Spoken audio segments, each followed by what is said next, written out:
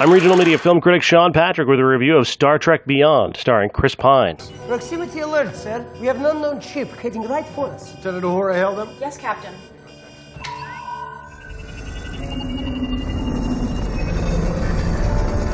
No response. I am picking up some kind of signal. They're jamming us. Magnify, Mr. Sulu.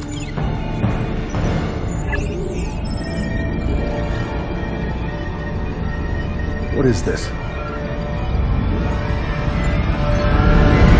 Shields up! Ready!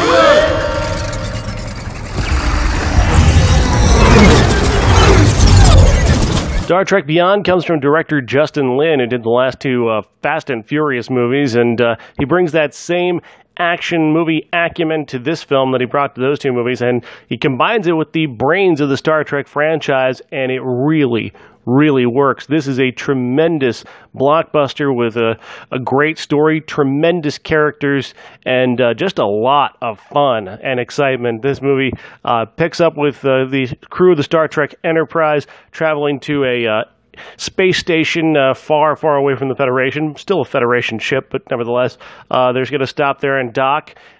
Captain Kirk is kind of wondering what he's doing with his career. He hasn't had a great adventure in a little while. He's about to have a great adventure as he takes on a rescue mission that ends up being something entirely different. He and the crew end up on a alien planet trying to battle a guy named Krall, played by Idris Elba, who's I wouldn't call him a legendary Star Trek villain, but he's pretty good. And he was good enough at least to make this movie exciting and appealing and a whole lot of fun. The crew has grown ever more closer and having ever much more fun than they had before. The chemistry between Chris Pine and Zachary Quinto as Spock and Carl Urban as Bones is just so much fun, and we get to see Spock and Bones spend a lot of time together in this movie, and that really works, and it is a whole lot of fun.